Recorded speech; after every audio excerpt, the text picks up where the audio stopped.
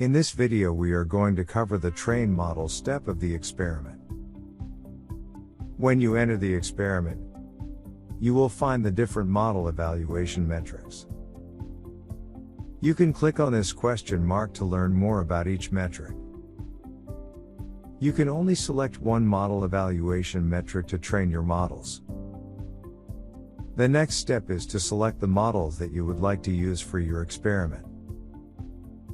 There are two options available upon selecting the model. Autopilot mode will automatically train the model, and for advanced users, pick configurations will allow users to configure model parameters. Once autopilot mode is ran, you will be able to see the validation and training score for each metric. If you observe that you would like to use a different metric to train a model, you must delete the models trained first, and then select a new metric.